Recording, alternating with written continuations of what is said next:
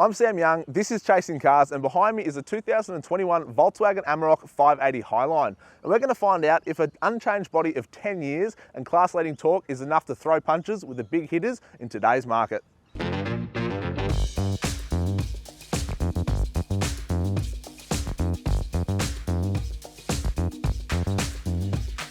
This car behind me is vastly unchanged from previous year models, unfortunately. It is still basically the same body, the same shape, the same proportions as you guys have seen for the past 2, 4, 6, 8, even 10 years in the Amarok lineup. But that being said, there are some specific changes that you get when you do opt for the Highline variant.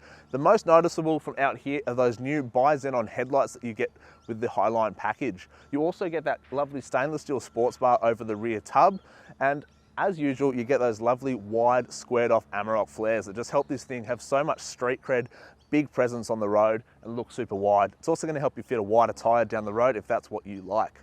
One of the most attractive things about the 580 Highline Amarok is what's under the front, the motor. That gorgeous 3-litre V6 turbo diesel engine that puts out a stonking amount of power.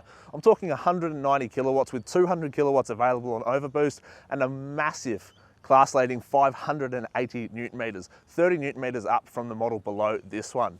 What does that mean? Well, it means you have got power for days. You've got enough torque to pull you out of just about any sticky situation you find yourself in, whether you're on the road or off-road.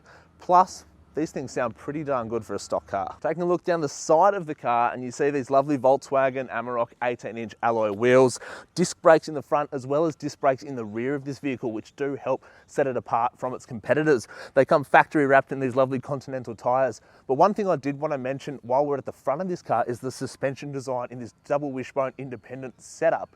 Is that if you did want to lift this car in the future, you know, put some aftermarket springs and a strut in there, you are going to have a hard time because of the design. The CV boot actually fouls on some suspension componentry. So it is something to take into consideration if you are looking at doing a lift kit or anything like that down the line. Now the rear suspension in this ute is pretty standard. It does have a stabilizer bar, it's leaf sprung and all that sort of thing, and it has got the same wheels and obviously disc brakes as well, which does help this thing feel and drive really nicely on the road. Another thing I wanted to talk about is the proportions of this tray. The Amarok having just under a 3.1 metre wheelbase is pretty standard, but what I did want to talk about is the tub proportions and the size of the cab. Now, whilst it looks fantastic like this, I know a lot of you people out there that are going to buy this car and take them off-road are going to want to put a tray and canopy on them, something aftermarket, something that you can deck out for camping or taking your tools to the job site. And with most of the weight of this tub being past the rear axle, it simply means you cannot put a big tray on there. You're going to have too much weight past that axle. So if you wanted to put a big 1800 tray on a car like this, it's just not going to happen. You're going to have to stick to something around the 1400, maybe 1600. You do have to be really considerate about where the weight is positioned on a car like this with the axle right there. Anyway, let's have a look in the back of the tub. So if a tray and canopy is not for you and you wanted to keep the factory tub, I don't blame you. It's a good looking unit. The only thing I will say is a set of gas struts for this tailgate would be lovely just to help take some of the weight out of it, but there is a stack of space in here. This one's been optioned with a mountain top roll cover, which is a fantastic secure option for the top of these tubs. Heaps of space. If you wanted to put a pallet, engines, all sorts of business in here, you can absolutely fit them without any dramas. There's factory fitted points. There's even a power socket pre-wired into the side of the tub. Another thing is everybody likes a tailgate party, so they've got a couple of cup holders here too, ready for you to sit back at the beach with a little cold one in there and just enjoy your new Amarok. Hiding under here is a factory fitted tow bar from Volkswagen, which is exciting for two reasons. One, because it's a lovely neat install and it means you can maximize that 3.5 ton towing capacity or 750 kilo of unbraked towing capacity. But it also has a pre-wired electronic brake controller, which means straight out of the box, this thing's ready to tow even your biggest trailers with electronic brakes. No hassle, no drilling into your dash, no annoying wiring, just good to go. The inside of the new 580 Highline is overall a pretty nice place to be, although there are some features I wish this vehicle had that we'll touch on in a second. What you get with the Highline is this lovely 6.3-inch touchscreen colour display with built-in sat-nav from Volkswagen, which is a really nice touch. Obviously, you get all your phone connectivity and all that good stuff here as standard too. You also get dual zone climate control, which is a really nice feature as well, which means your passenger over here can have it at 18 degrees and I can have it at a balmy 28. and you get wireless tyre pressure monitoring through all four wheels right to your dashboard here, which is a nice feature too.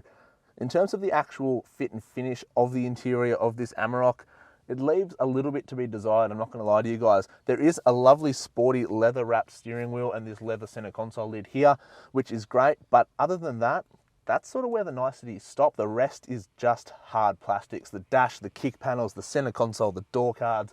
It's just a sort of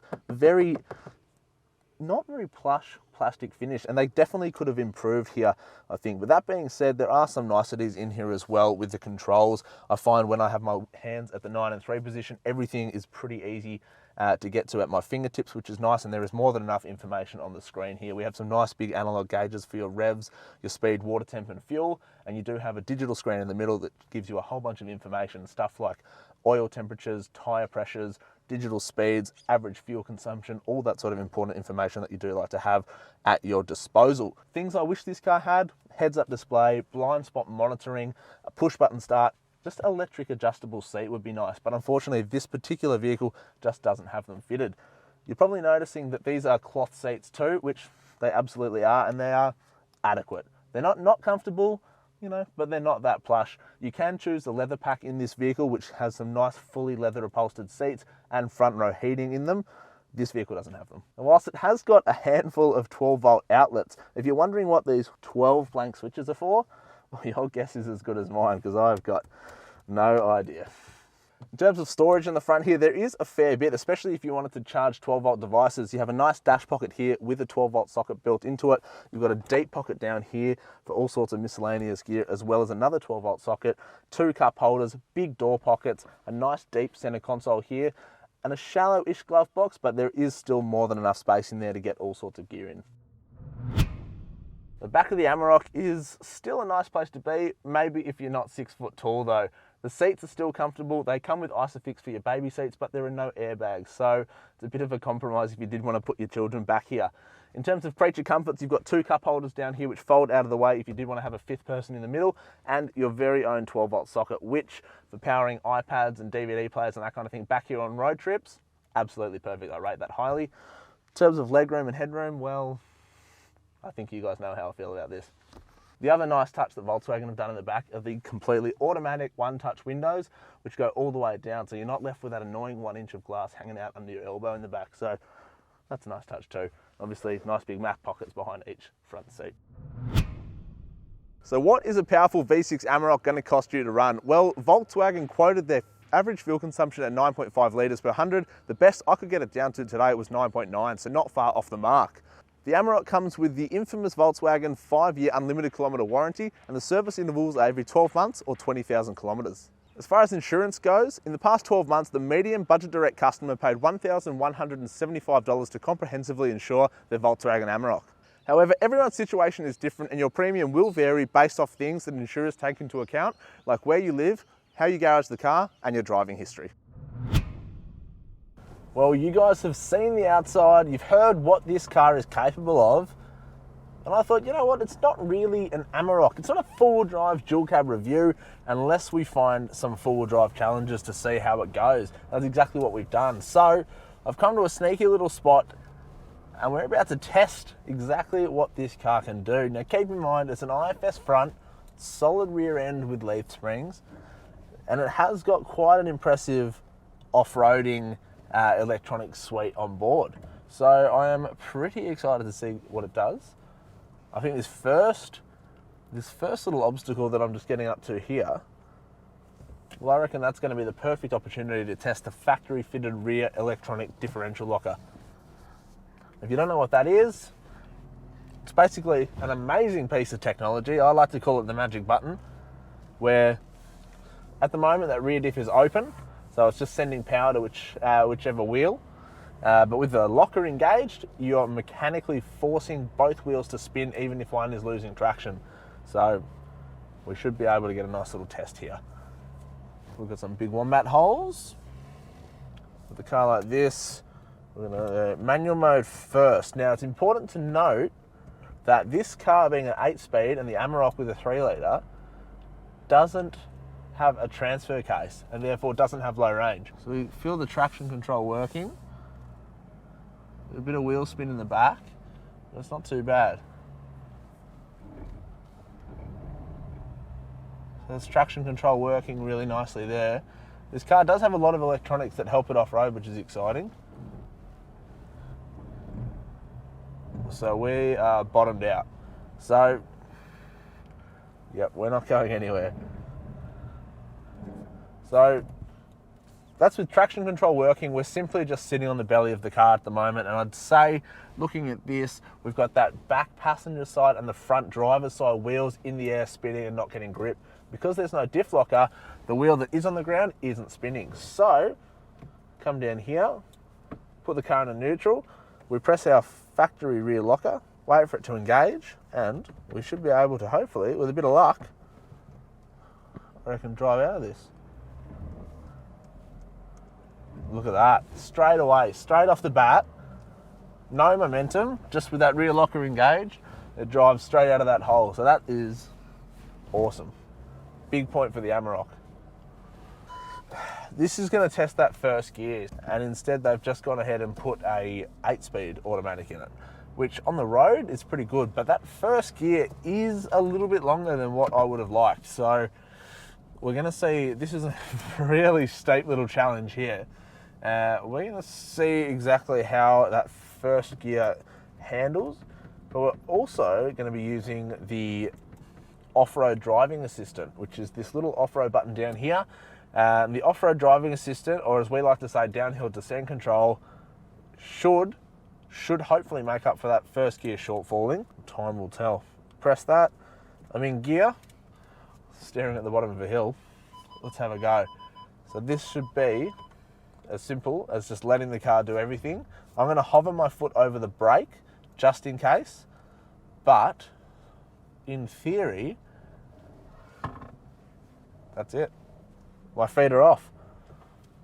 Oh, technology. I'll tell you what, it never ceases to amaze me. Now, what this system is doing is recalibrating all the vehicle electronics, the ABS, the traction control, and all that sort of stuff to tell the car when to brake, which wheels to apply power to, if any, and basically forcing it to recognize that it's off-road in a scenario.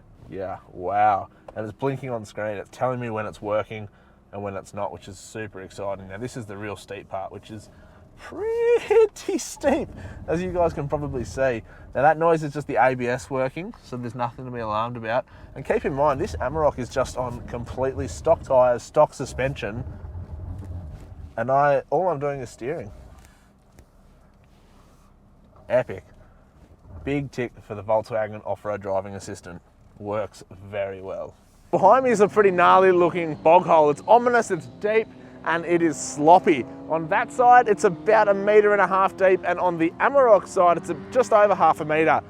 Unfortunately for me, but fortunately for the car, it's only got 500 mils of wading depth. To put that into perspective, the new HiLux has got 700 mils. So this thing, chances are if I drive it through that bog hole, it's going to take some water into places that really shouldn't, i.e. the airbox. So we're going to give this challenge a miss.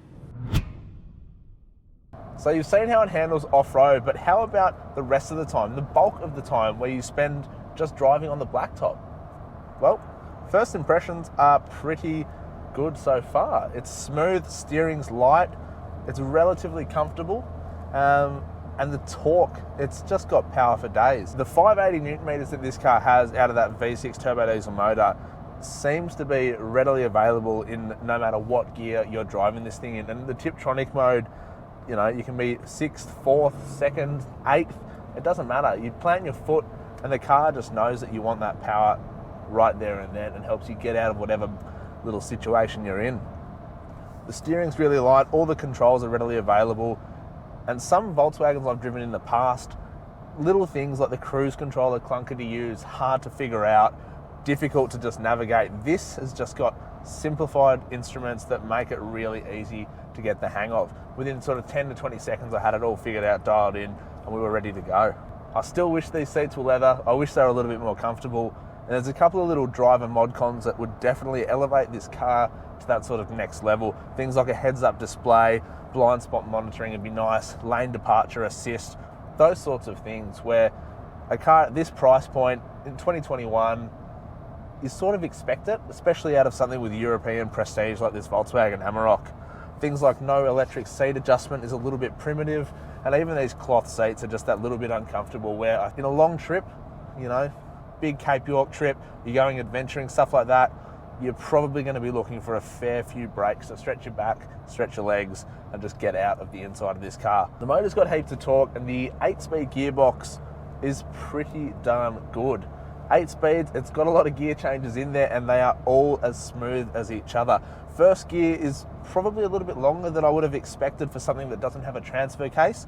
And as you saw in the four-wheel drive test, that was probably what let it down off-road. But on the road, it sort of makes up for it. The gear changes are smooth, whether you're going up or down in automatic or the Tiptronic mode, and it's lovely. There's a little bit of wind noise coming from somewhere around my head. I'm not sure if it's you know, just a slight crack in the window or something like that, but there is definitely a little bit of noise. Maybe it just needs a little bit more sound deadening than what I would be expecting. The only other thing that's a bit of a pet peeve that I've noticed in this car, driving it a little bit, is that every time I get in or out of it and I shut the door, it takes me 2 or 3 attempts. I think it's because in other cars similar to the Colorado, the windows crack automatically when you shut the doors to let that air escape, and other vehicles like 79 series have cab vents. And I don't think this Amarok has any of them, which proves to be quite difficult when you're trying to shut the door. Makes you look like a bit of a wally. In regards to vision out of this Amarok, I'm pretty pleased overall. I've got barely any blind spots in this car, heaps of visibility out the back with this factory tub and that roll top on. And overall, I can see just about everything I need to. The electric mirrors make it really easy to dial in that rear view mirror as well. In terms of seating position, I'm pretty comfortable. The center console lid, perfect height for my elbows. The window's nice. The steering wheel feels really nice in the hands. It's got that sort of sporty feel, which this car, when you give it a boot full, with that 580 Newton meters, gets up and boogies. Well, that's a close look at the 2021 Volkswagen Amarok 580 Highline. Is it perfect? Not quite, but with class-leading torque and European styling, it's about as good as you're going to get for a workhorse. Before you guys go anywhere, make sure you like and subscribe to the Chasing Cars YouTube channel, hit that notification bell so you don't miss an upload, and we'll see you next time.